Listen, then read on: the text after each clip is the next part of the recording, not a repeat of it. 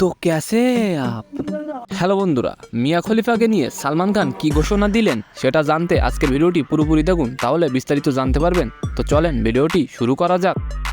শনিবার 17 জুন থেকে শুরু হচ্ছে বিগ বস OTT 2 টিভি পর্দায়। এই শোটির জনপ্রিয়তার অন্যতম কারণ বলিউড ভাইজান সালমান খান। প্রায় এক যুগের মতো সময় ধরে অনুষ্ঠানটির সঞ্চালনার দায়িত্ব সামলাচ্ছেন তিনি। জানা গেছে এই রিয়েলিটি শো এর নতুন সিজনে প্রতিযোগী হিসেবে দেখা যেতে পারে মিয়া খলিফাকে। ইতিমধ্যেই শোতে অংশগ্রহণের প্রস্তাব দেওয়া হয়েছে তাকে। ভারতীয় সংবাদ মাধ্যমের খবর, ওয়ার্ল্ড কার্ড প্রতিযোগী হিসেবে বিগ বস OTTর ঘরে পা রাখতে পারেন এই তারকা। মিয়ার অংশগ্রহণের খবরে নানা আলোচনা সমালোচনা শুরু হলেও সালমান খান দিলেন শালীনতা বজায় রাখার ঘোষণা। বলিউড ভাইজানের পরিষ্কার কথা, বিগ বস OTTতে মনে হয় না সেন্সরের বাড়াবাড়ি থাকবে, কিন্তু যা খুশি তাই করা যাবে না। পরিস্থিতির চাপের হলে আমি নিজেই সামলে নেব। প্রতিযোগিতার এদেশের ঐতিহ্য ও সংস্কৃতি ভুললে চলবে না। দিন সংবাদ মাধ্যমের সঙ্গে আলাপচারিতায় সালমান দর্শকদের আশ্বস্ত করলেন, বিগ বস OTTতে এমন কিছু ঘটবে না যা ভারতীয় সংস্কৃতি ও মূল্যবোধের বিপক্ষে। সংবাদ সংস্থা ANI-কে অভিনেতা বলেন, দর্শকের প্রত্যাশা নিয়ে আমি সচেতন। OTTতে এমন কিছু ঘটতে দেব না যা আমাদের সংস্কৃতিকে কলুষিত করবে।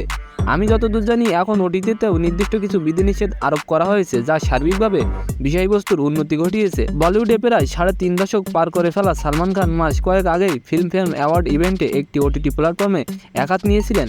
ভাইজান স্পষ্ট বলেছিলেন, আমি সত্যি মনে করি এই মাধ্যমের জন্য একটি সেন্সর থাকা উচিত।